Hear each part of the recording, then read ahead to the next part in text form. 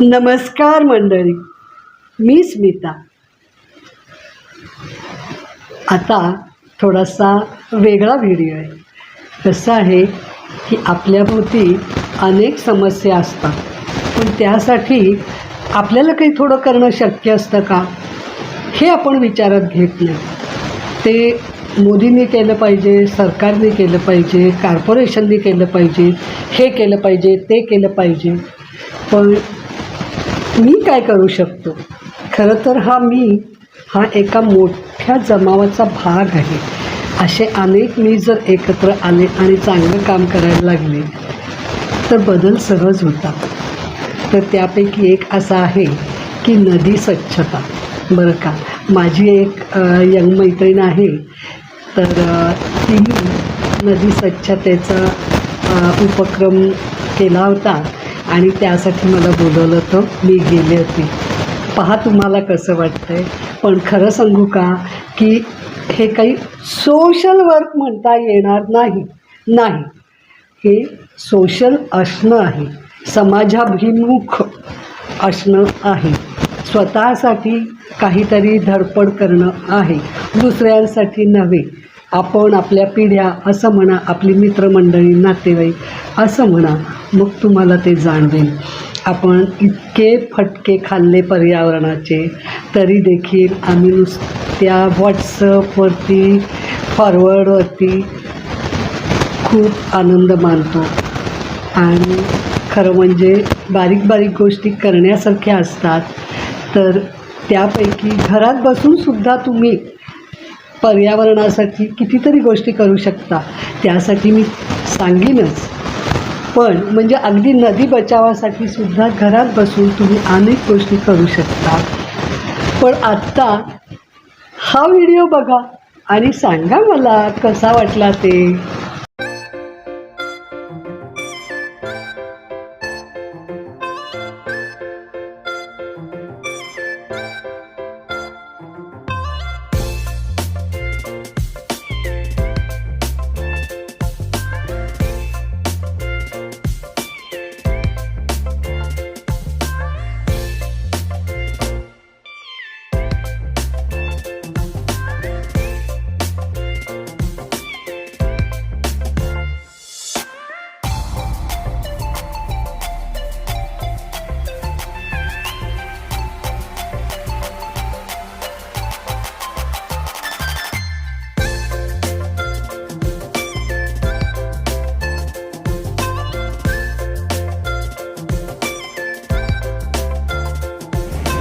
नदी स्वच्छता अभियानासाठी पुंडलिक मंदिराकडे, विठ्ठल मंदिराच्या मागे आम्ही आलेलो आहोत.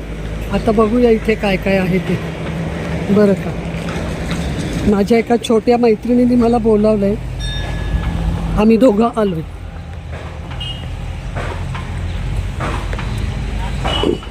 आता हे काय काय करतायत बघूया. इथे जे गोमुख आहे, गोमुखांना ॲक्वा डॅमनी सर्टिफाईड फ्रेश वॉटर स्ट्रीम म्हणून सांगितलेलं आहे. ते जे पाणी आहे ते आता अडतंय आणि नदीला मिळत नाही. तर त्यात पाण्याला वाट करून द्यायचं काम आमची BKPS कॉलेजची मुलं करणार आहेत आज जीवित नदी संस्थेसोबत. तर त्याच्यासाठी हे 5 पूल्स आहेत. त्या 5 पूल्समध्ये वेटलँड नॅचरली क्रिएट झालेलं आहे आणि त्याच्यामध्ये आत्ता जीव दिसून येतात, म्हणजे मासे वगैरे त्याच्यात आहेत. तर आता त्याला काही मुलं हे पिचिंग करणार आहेत दगडांनी, इथे जसं बघताय तसं. काही मुलं बायोडायव्हर्सिटी मॅप करणार आहेत, जेणेकरून काही इंडिकेटर्स असतात जे चांगल्या स्वच्छ पाण्याचे इंडिकेटर्स आहेत, जे काही प्लांट्स आहेत आणि काही पक्षी आपल्याला बघायला मिळतात. तर असे चांगले इंडिकेटर शोधून काढायचा प्रयत्न आहे. तर काही मुलं ही बायोडायव्हर्सिटी मॅपिंग करणार आहेत, काही मुलं क्लिनिंग करणार आहेत. तरी बऱ्यापैकी प्लॅस्टिक हा कमी दिसतोय आपल्याला. हो, प्लॅस्टिक अगदी ना कमी आहे. सो 3-4 गटांमध्ये आमची सेकंड इयर BArchची मुलं जमलेली आहेत आर्किटेक्चर कॉलेज.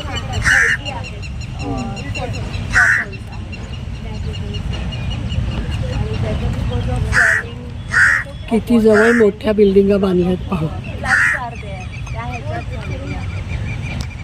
बाकी आता तुम्हाला नदीची गोष्ट तुमचं जरा शूटिंग करते, मला जमलं तर व्हिडिओ करीन.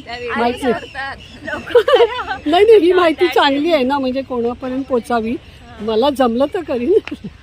नाही खरं आता मग सगळं व्यवस्थित आपण करूया.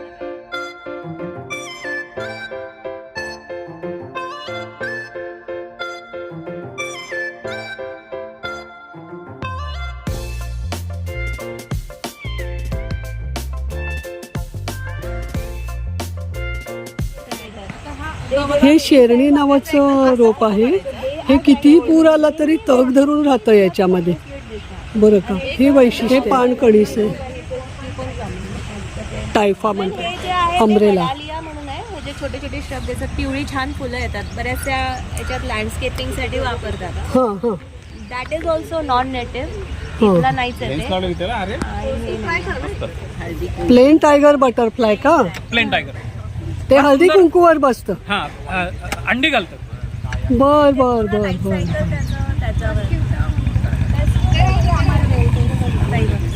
Eco friendly. आणि हळदी कुंकू हे नेटिव्ह प्लांट आहे बरं का आपलं. काही नेटिव्ह प्लांट आहेत, काही नेटिव्ह नाहीत. आता पाण्यावर तरंत, आता आजकाल सगळीकडे ना पाण्यावर तरंताना एक असं वॉटर कॅबेज म्हणून हे एक plant. हळदी कुंकू. हा लाजाळूचं बेटच झालंय की.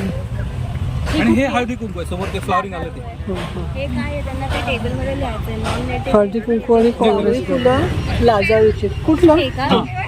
ते काही वांग म्हणजे कसं माहितीये का? खाण्याच्या लायकीचं नाही का? ऍक्च्युली काय माहितीये का, आत्ता जे वांग खातोय ना ते असं सुरुवातीला असं होतं. बर. अगदी छोटी छोटी वांगी येतात. छोटी वांगी येतात. प्लांटला पार खाऊनच टाकतात. पॅरासाईट येते, बॅड इंडिकेटर. अमरवेल ना? फुलं कुठे आहेत त्याची? आहेत ना छोटी छोटी, अगदी छोटी छोटी. पांढरी पांढरी आहेत का? हो हो, पांढरी पांढरी फुलं आहेत त्याच्यात.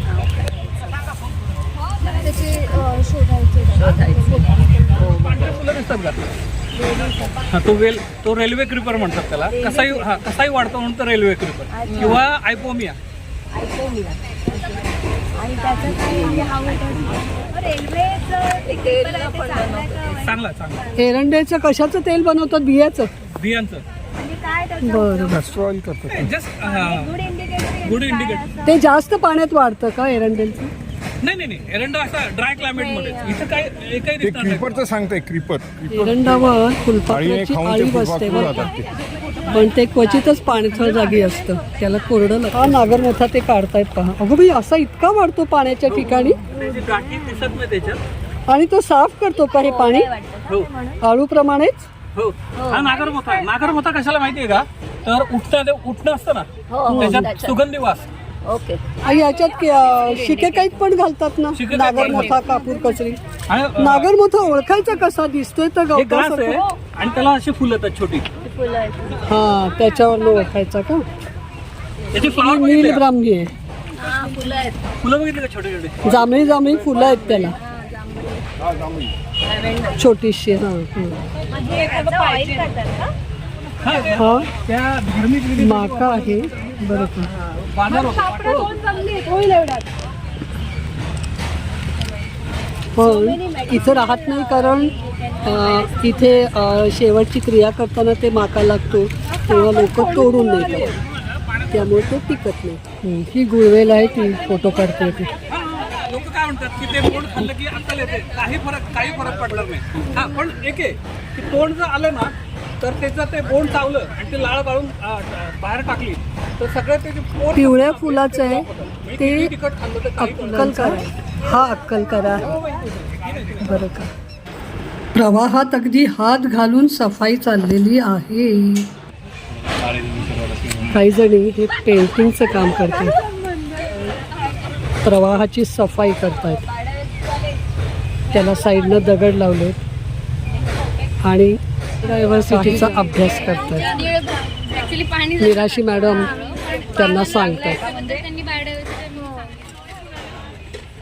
निराशी मॅडम काही जण प्रवाह सफाई करतायत खोऱ्याने.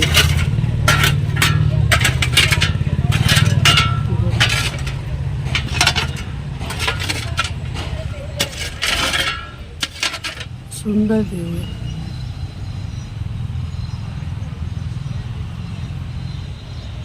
पुंडलिक मंदिर हे मंदिर इतकं सुंदर आहे ना, छान आहे. दगडी मंदिर आहे खूप सुंदर.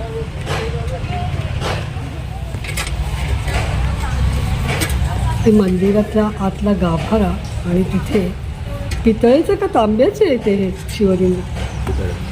पितळेचं शिवलिंग आहे, खूप सुंदर, शांत, मस्त आहे. पावसाळ्यात ते पाण्याखाली जात असेल ना सगळं.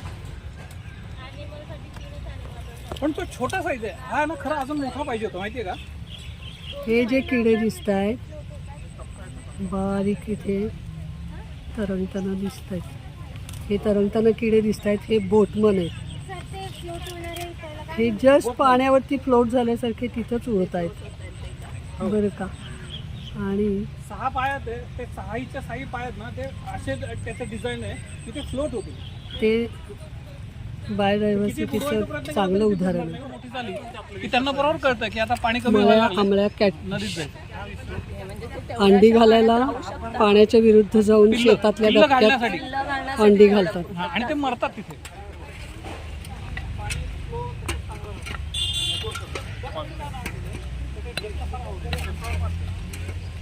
मुलगी आता हे बांध लावलेत त्याच्या भोवतीही रोपं ठेवते, म्हणजे ती लागतील आपोआप गवताची रोपं ही सगळी.